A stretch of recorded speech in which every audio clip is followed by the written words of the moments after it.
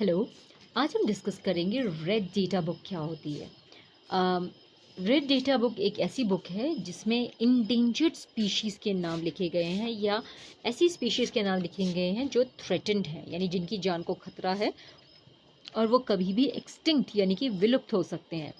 Red data book में जो entries हैं वो प्राइवेट ऑर्गेनाइजेशन भी कर सकती हैं और गवर्नमेंट ऑर्गेनाइजेशन भी कर सकती है। रेड डेटा बुक में बहुत सारे पौधे और जानवरों की स्पीशीज़ के नाम लिखे गए हैं जिनकी जो खतरे में हैं, जो इंडेंजर्ड या थ्रेटन स्पीशीज़ हैं। इस बुक को international union for conservation of nature यानी कि IUCN अपडेट करता है और IUCN स्विट्ज़रलैंड में लोकेटेड है। सो रेड डेटा बुक में हमें थ्रेटन स्पीशीज़ के बारे में या इंडेंजर्ड स्पीशीज़ के बारे में पता चलता है। Now let us discuss what is a species. Species होता क्या है? Species is a group of organism. एक ग्रुप ऑफ लिविंग ऑर्गेनिज्म होते हैं जो देखने में एक दूसरे से सिमिलर होते हैं और जो आपस में इंटरब्रीड यानी कि रिप्रोड्यूस कर सकते हैं टू प्रोड्यूस फर्टाइल ऑफस्प्रिंग। तो अब यहाँ देख सकते हैं, यहाँ पे एक कौवा है काले रंग का, यहाँ पे दूसरा कौवा है। अगर ये दोनों रिप्रोड्यूस करें और इनके जो बेबीज़ हैं वो भी फर्टाइल हो यानी कि खुद बच्चे पैदा करने के लायक हों तो हम इनको कहेंगे species. We will call it a species. अब ना एक कॉमन एग्जांपल है डोंकी और हॉर्स का। डोंकी और हॉर्स को आप ज़बरदस्ती रिप्रोड्यूस तो करवा सकते हैं, लेकिन इनका जो बेबी पैदा होता है जिसे हम म्यूल कहते हैं यानी कि खच्चर कहते हैं, वो रिप्रोड्यूस नहीं कर सकता। It has no reproductive organ. तो म्यूल को हम एक स्पीशी नहीं कहते, म्यूल को हम हाइब्रिड कहते हैं, यानी ये डोंकी और हॉर्स का हाइब्रिड है। So species is a group of animals जो देखने में एक जैसे लगते हैं और इंटरब्रीड कर सकते हैं। सारे ह्यूमन बींग्स एक ही स्पीशी के अंदर आते हैं जिनको हम होमो सेपियंस कहते हैं। Now let's talk about what is endemic species. Endemic species ऐसी स्पीशीज़ होती हैं जो एक एरिया में मिलती हैं, एक पर्टिकुलर एरिया में मिलती हैं, इनको हम एंडेमिक स्पीशी कहते हैं। नाउ एंडेमिक स्पीशी को हम दो पार्ट में डिवाइड कर सकते हैं, फ्लोरा एंड फौना। फ्लोरा का मतलब है प्लांट। किसी भी एरिया में, पर्टिकुलर एरिया में जो पौधे मिलते हैं उनको हम फ्लोरा कहते हैं, और किसी भी पर्टिकुलर एरिया में जो जानवर मिलते हैं उन्हें हम फौना कहते हैं। सो एंडेमिक फ्लोरा की खास बात क्या होती है, जो एक स्पेसिफिक एरिया में मिलती है और दुनिया में कहीं नहीं मिलती। और एंडेमिक फौना एक ऐसे जानवर होते हैं जो एक स्पेसिफिक एरिया में मिलते हैं और कहीं पर भी नहीं मिलते। So this is a speciality about endemic species. So endemic का बेसिक मतलब है ऐसी स्पीशीज़ जो एक ही जगह पे मिले और कहीं और ना मिले। जैसे कि आप देख सकते हैं, कंगारू सिर्फ ऑस्ट्रेलिया में मिलता है और कहीं नहीं मिलता, कोआला सिर्फ ऑस्ट्रेलिया में मिलता है और कहीं नहीं मिलता।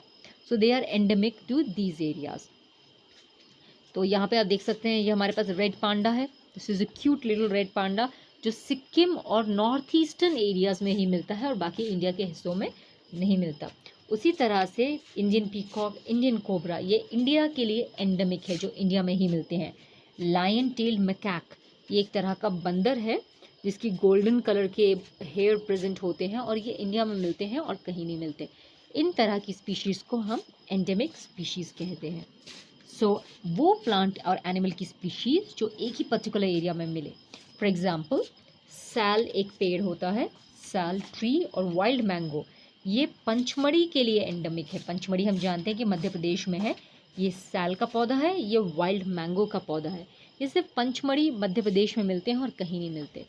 उसके अलावा बाइसन, ये जो आपको बड़ा सा जानवर दिखाई दे रहा है, इंडियन जायंट स्क्विरल और फ्लाइंग स्क्विरल, ये भी पंचमढ़ी के लिए एंडेमिक है और ये भी और कहीं नहीं मिलते हैं। Now let's discuss what is flora and what is fauna. किसी भी जगह के जो प्लांट्स होते हैं उनको हम फ्लोरा कहते हैं और जो वहाँ के जानवर होते हैं उन्हें हम फौना कहते हैं। So flora are the plant found in a particular area and fauna are the animal found in a particular area. जैसे कि पंचमढ़ी के फ्लोरा के बारे में बात करें तो वहाँ पे सैल है, वाइल्ड मैंगो है, जामुन है, टीक है। और अगर हम पंचमढ़ी के फौना के बारे में बात करें तो वहाँ पे चीतल, वुल्फ, लेपर्ड, बार्किंग डियर जैसे जानवर हैं। इनको हम, ये देखिए यहाँ पर आप देख सकते हैं कि यहाँ पर ये यहाँ का फौना है। This is a fauna present है। सो अगला टॉपिक हमारा है कि what is an ecosystem. ecosystem basically it is the interaction between living and non living organism.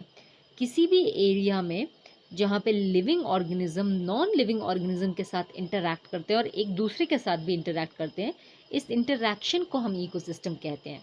Interaction का मतलब है कुछ लेन देन करना।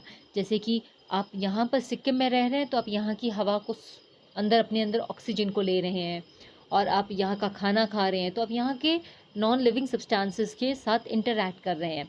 और यहाँ के जानवरों से आप इंटरैक्ट कर रहे हैं, मतलब उनको यहाँ की गाय का दूध पी रहे हैं। तो ये इंटरैक्शन इज को डिपेंडेंसी बिटवीन डिफरेंट ऑर्गेनिजम्स। तो इकोसिस्टम में अगर हम डिस्कस करें क्या होता है, इसमें सारे लिविंग थिंग्स होते हैं जैसे कि प्लांट्स, एनिमल और बैक्टीरिया, और नॉन लिविंग थिंग्स होते हैं जैसे कि सन, रॉक एंड सॉइल। इन दोनों के बीच के इंटरैक्शन को हम इकोसिस्टम कहते हैं। आप देख सकते हैं कि बॉटल के अंदर भी एक इकोसिस्टम हो सकता है, और इस इकोसिस्टम को 53 ईयर्स तक खोला नहीं गया है। इसमें जो पानी इवेपोरेट होता है वो वहीं से बारिश करके नीचे गिर जाता है। और ये देखिए बॉटल के अंदर भी छोटा छोटा इकोसिस्टम बनाया जा सकता है। आज के लिए इतना ही डिस्कस करते हैं। Have a nice day.